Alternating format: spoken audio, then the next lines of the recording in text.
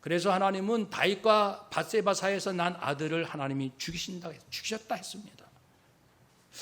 라오디아 교회에 보면 요한계시록에 보면요, 그 7교회에 부활하신 예수님께서 진단합니다. 에베소 교회, 너희들은 이것을 잘하고 있고 이것은 잘못하고 있다. 선문학 교회, 너희는 책망할 것은 없구나. 버가모 교회, 이것은 칭찬이요 이것은 책망이다. 마지막에 라오디아 교회에 예수님께서 뭐라고 말씀하시냐면은 너희들은 부자라고 자만하고 있구나. 라오디아는 큰 부유한 도시입니다. 금융업이 발달할 정도로요, 돈이 차고 넘칩니다. 그러니까 교인들도 부자예요. 교인들도 부유합니다. 교인들이 하는 말이 뭐라고 하냐면 우리는 이렇게 부유해서 더 이상 바랄 것이 없어요. 우리는 부족할 것이 없습니다. 그러면서 점점 하나님을 멀리하고 예수님이 누군지조차 모르는 지경에 이르게 됩니다. 예수님께서 말씀하십니다. 물은 내가 사랑하는 자를 책망하여 징계하노니 그러므로 내가 열심을 내거라. 회개하라 말씀을. 칭찬은 없어요. 라오디아 교회. 요셉은 형들에게 팔렸습니다. 형들 10명한테. 그러니까 이 어린 동생이 10명의 형이 그냥 야 일로 와 하고 구덩이에 던지는 거죠. 이 숫자의 힘, 숫자가 많은 힘이 있잖아요. 그 동생이 혼자 꼼짝없이 당하는 거죠. 그래가지고 구덩이에 갔다가 팔려서 애굽으로 가서 거기에서 이제 어느 집 하인으로 들어갔다가 억울한 일에서 감옥에 갔다가 이런 인생 살지만 하나님은 요셉을 높이시고 그 10명의 형들을 부끄럽게 하셨어요. 여러분, 힘이 많다, 숫자가 많다 자만하지 마십시오. 잘못된 길로 가면 하나님이 반드시 부끄럽게 만들 것입니다. 예레미야 20장에도요, 그 성전의 총감독, 굉장한 권력자가 있습니다. 바스훌. 그가 예레미야 선지자를 막 때리고 이 목에 나무 고랑으로 막 채우고 그랬습니다. 그 시드기야 왕 때. 그 악한 짓을 다 하는 거예요. 하나님께서 그 바스훌에게 너는 바벨론의 포로로 끌려가 거기서 죽으리라. 하나님이 말씀하십니다. 여러분, 권력이 있다, 돈이 있다, 뭐가 있다, 절대로 자만하지 마십시오. 강한 것이 오히려 독이 될 수가 있어요. 또한 약하지만 약이 되는 경우가 있습니다. 지난 6월 20일 날 제3회 크리스찬 리더 포럼이 열렸습니다. 기독교 사회 지도자 중에 기독교인들, 하나님의 살아계심을 체험하고 세상의 빛과 소금으로 살아가기 애쓰는 사람들 모이면서 다짐하고 어떤 은혜를 받았는지 나누는 시간이거든요. 거기서 두 분이 소개됐습니다. 한 분은 총신대 이재서 총장, 총회 신학대학. 우리 교단은 이제 장신대잖아요. 장로의 신학대학. 합동 측은 이제 총신입니다. 총신대 총장 이재서, 그분은 시각 장애인입니다. 사춘기 때, 중고등부 때 눈이 이렇게 점점점 실명이 됐어요. 그러니까 사춘기 때 얼마나 낙심하고 절망합니까? 눈이 보이지 않으니까 친구들한테도 놀림을 받았을 것이고, 그렇지만은 예수님께 찾아오셔서 예수님을 만나고 예수님 사랑을 알게 되고 예수님만 섬기며 그가 그 고난을 이겨내게 되었습니다. 드디어는 지난 달에 총장이 되었는데 재밌는 얘기를 하는 거예요. 내가요, 이 앞을 못 보니까 교수와 교직원들이 막 도와주는 거 있죠. 그때 깨달았어요. 꼭 내가 강해야 강력한 리더십을 발휘할 줄 알았는데 내가 약하니까 많은 사람들이 도와주는 거예요. 새로운 리더십을 알게 됐습니다. 그런 고백을 합니다. 여러분, 약한 것이 복이 됩니다. 또 한 분은 우리 하림 닭 알죠? 하림. 그 닭의 회장이신데 재계 26입니다. 작년에 제가 우리 총회 전국 총회가 그 장로님이 섬기는 교회에서 전북 익산에서 열렸습니다. 그 마당이요, 축구장처럼 잔디로 쫙 깔려 있습니다. 그런 교회는 아마도 없을걸요. 그 장로님이 기증하신 건데, 여러분, 그 김홍국 그 회장, 그 장로님은 11살 때 외할머니가 주신 병아리 10마리를 키우게 되었습니다. 그때부터 이제 닭과 인연이 맺어졌는데, 안타깝게도 2003년도 공장에 큰 화재가 나고 조류 인플루엔자가 겹치면서 모든 거래처가 다 끊기고, 그리고 2년 연속 적자가 났습니다. 그때 표현하기를, 그때 저는 뼈에서 식은땀이 흘렀습니다. 저도 피가 마르고 뼈가 마르는 경험이 있었거든요. 그래서 뭔지는 알겠어요. 뼈 속에 식은땀이 흐른다.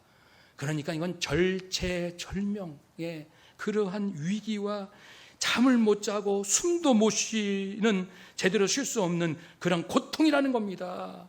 이런 속에서, 그런데도 이분은 그럴 때일수록 하나님을 원망하지 않고 새벽 기도를 하며 하나님께 지혜를 구하였더니 하나님께서 지혜를, 기발한 아이디어를 주시더래요. 그래가지고 그 위기를 극복하고 오늘날 귀하게 하나님 앞에 쓰임받게 되었습니다. 그렇습니다. 이 약한 것이 나쁜 것도 아니고 멀리할 것만은 아니에요. 믿음 안에서는 약한 것이 오히려 강함이죠. 오늘 바울이 그런 고백을 합니다. 우리가 전에 한번 나누었기 때문에 간단하게 말씀을 나눠볼게요. 바울은 많은 영적 체험이 있습니다. 천국도 체험했고, 병든 자 고치는 능력도 있고, 심지어는 죽은 자도 살리게 되었고, 그리고 성령님께서 놀라운 이 진리, 하나님의 말씀을 직접 주셨기 때문에 기록을 할 정도로 엄청난 은혜를 받았습니다. 그런데 자기 안에 안질병, 간질병으로 추정되는 병이 있는 거예요. 그래서 이것 때문에 선교하기에 굉장히 힘드니까 창피하기도 하고 괴롭기도 하고 힘드니까 고쳐달라고 3번 간구하였는데, 뜻밖에도 예수님께서, 부활하신 예수님께서 말씀하시죠. 뭐라고 말씀하셨습니까? 내 은혜가 내게 족하도다. 이는 나의 능력이 약한 데서, 네가 약할 때 내 능력이 온전해진다.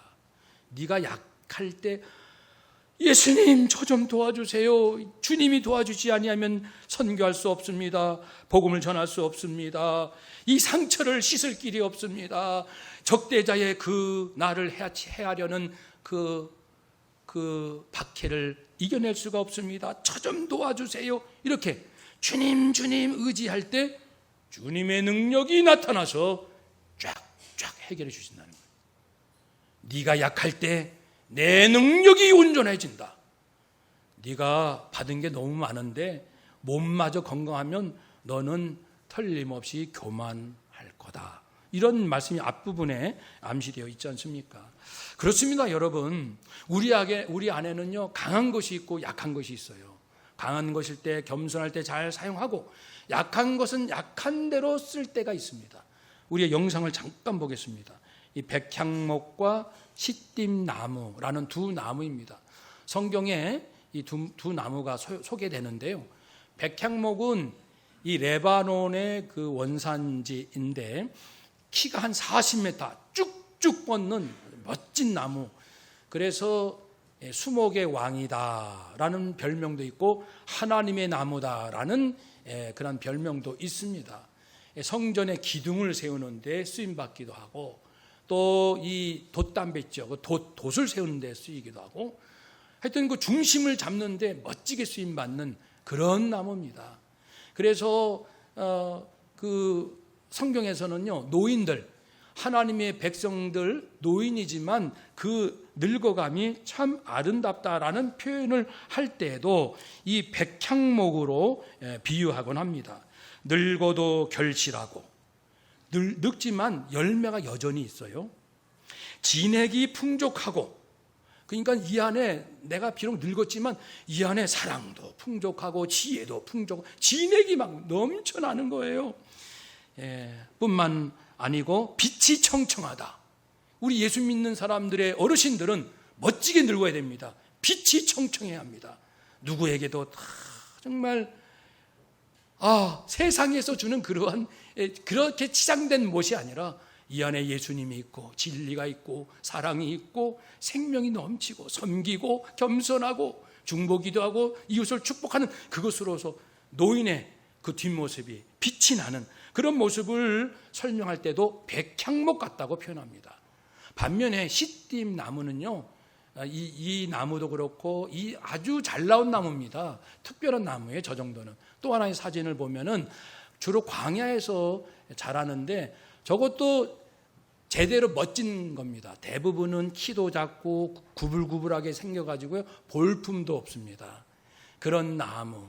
그리고 푸석푸석한 저기 광야에서 자라기 때문에 생김새도요, 무슨 진액이, 빛이 청청 그런 거 없습니다. 그런데 놀라운 것은 그 다음 장면을 한번 볼까요? 하나님께서 제일 중요하게 여기시는 것이 성전입니다.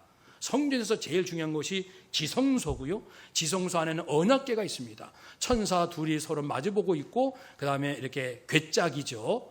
저 언약궤를 시띠나무로 만들라 하나님께서 명령하셨어요. 깊은 뜻이 있지 않겠습니까? 사람 눈에는 볼품없는 그것을 하나님은 가장 귀중한 곳에 쓰시겠다는 겁니다. 물론 그런 내구성도 있지만은 번제단 마당에 제물을 태워 올려 드리는 이 번제단, 또 다음 거 보시면 향단, 이 성소 이 앞부분에 향을 피워 하나님께 감사와 기도를 상징하는 향단, 그리고 들어오면 오른쪽에 떡상, 12지파가 상징하는 6줄 12줄의 떡을 안식일마다 갈아서 올리거든요. 새로 갈아서 또 하나님께 올려드리고 이 온 백성이 하나님께 헌신합니다. 이게 떡상의 의미입니다. 그 떡상, 그러니까 하나님 입장에서는 사람이 사용하는, 만질 수 있는, 볼 수 있는 그 물건 중에 최고가 뭐냐면은 법궤, 언약궤, 그리고 이 향단, 떡상, 번제단이에요. 그런데 가장 볼품없는 나무로 하나님이 만드십니다. 무엇을 뜻합니까? 하나님께서는 우리 안에 강하거나 약하거나 그 무엇이 됐든 하나님 손에 쓰임받으면 제대로 쓰임받고 하나님의 영광을 돌릴 수 있다는 것입니다. 우리 인생도 그리 될 줄로 믿습니다. 사람의 눈으로 사람을 판단하지 마십시오. 사람의 눈으로 환경을 재단하지 마십시오. 하나님의 마음을 품으시고 사람을 보시고 역사를 보시고 이 민족을 보시고 그리고 내 인생을 바라보면 하나님 안에 있는 꿈이 내 꿈, 하나님 안에 벅찬 그 소망이 내 소망, 무엇보다 하나님의 생명과 사랑이 내 것이 되어서 하나님의 대리자로서 그리스도의 대사로서 남은 인생을 저도 그렇고 여러분도 그렇고 최고의 인생을 약속하신 그대로 하나님의 성경에 약속한 만복을 누리며 그렇게 살아갈 줄로 믿습니다. 그런 백성들 되시기를 주의 이름으로 축복합니다. 아멘.